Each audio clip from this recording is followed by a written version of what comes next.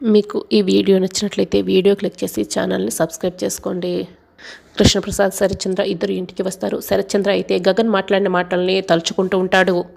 ఇక కోపంతో రగిలిపోతూ ఉంటాడు. వాడి దృష్టిలో భూమి నా కూతురు కాదేమో, నా దృష్టిలో అయితే మాత్రం భూమి నా కూతురు. ఎవరు అవునన్నా కాదన్నా భూమి నా కన్న కూతురే అని వాడు రేపు వస్తానని చెప్పాడు కదా, రానివ్వు. వాడేం చేస్తాడో నేనేం చేయగలనో తేల్చుకుందాం అని శరత్చంద్ర అయితే అంటూ ఉంటాడు. అప్పుడే అపూర్వ ఇవన్నీ షాక్ అయి వింటూ ఉంటుంది. భూమి అయితే బాగా కంగారు పడుతూ ఉంటుంది.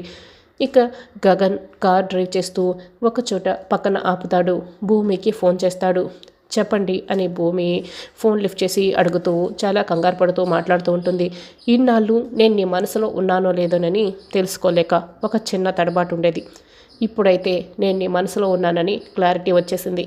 ఇక ఆగాల్సిన పని లేదు. కట్టుబట్టలతో నువ్వు అక్కడి నుంచి మన ఇంటికి వచ్చేసాయి. రేపే మన పెళ్ళి అని గగన్ అయితే ఇక చెప్పేస్తాడు. భూమి అయితే బాగా కంగారు పడుతూ ఉంటుంది. పెళ్ళా అని షాక్ అయి అడుగుతూ ఉంటే, పెళ్ళా కాదు మన పెళ్ళి అని గగన్ అంటాడు. అది కాదండి అని భూమి ఏదో చెప్పబోతూ ఉంటుంది. భూమి ప్లీజ్, ఇప్పుడు నేను ఏది వినే పరిస్థితిలో లేను.